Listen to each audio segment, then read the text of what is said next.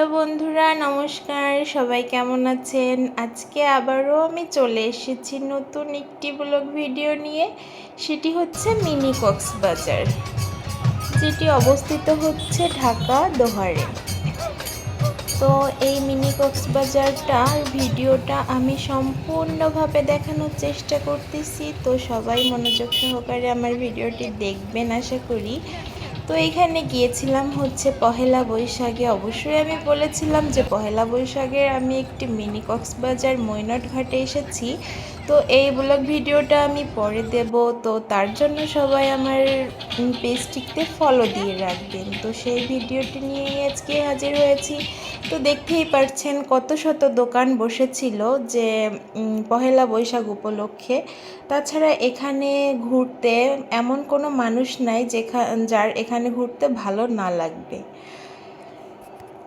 দোহারের অবস্থিত এই মিনি কক্সবাজারে আসলেই কক্সবাজারের একটা ফিল আপনি অবশ্যই পাবেন।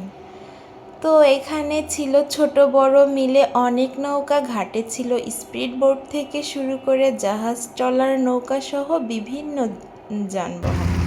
তো আপনারা ইচ্ছে করলে ওর ভিতর উঠে আপনারা ঘুরতে পারবেন, ভাড়া নিতে পারবেন, সূর্য অস্ত দেখতে পারবেন। সব কিছু মিলাই এখানে আসলে আপনার কক্সবাজারের মতো একটা ফিল হবেই। তার সাথে ছিল অফুরন্ত ঢেউ, যার জন্য আমি খালি পায়ে এই ঢেউয়ের মজা নেওয়ার জন্য আমি খালি পায়ে এটা নেমে পড়লাম। তো এত ভালো লাগলো আমার এই জলের স্পর্শ মাঝে মাঝে এসে আমার পায়ে পড়তেছিল, জাস্ট বলার বাইরে। ঢাকা থেকে খুবই কাছে এটি অবস্থিত। আপনারা যারা ঢাকায় অবস্থান করছেন বা দেশের বাইরে থেকে যারা আমার ভিডিওটা দেখছেন, তারা যদি সময় পান অবশ্যই একবার এখানে এসে ঘুরে যাবেন, কারণ ঘুরলে মন ভালো থাকে এবং ঘুরতেও খুব ভালো লাগে। তাই আপনারা যখন সময় পাবেন তখন আপনারা এখানে এসে ঘুরে যেতে পারেন। আপনারা সকালবেলা যদি এখানে আসেন তাহলে পুরো সময়টাকেই পুরো দিনটাই এখানে কাটিয়ে দিতে পারবেন। এত ভালো লাগবে এখানকার পরিবেশ, এখানকার জায়গা।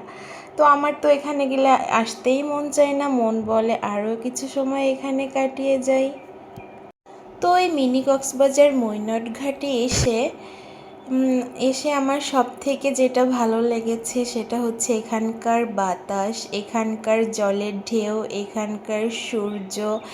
এত এত এত ভালো লেগেছে আমার, যেটা আমি বলছি আপনাদের সামনে তার থেকে বেশি ভালো লেগেছে। যতটা আমি বলতে পারছি তার থেকে আমার শত শত গুণ বেশি ভালো লেগেছে।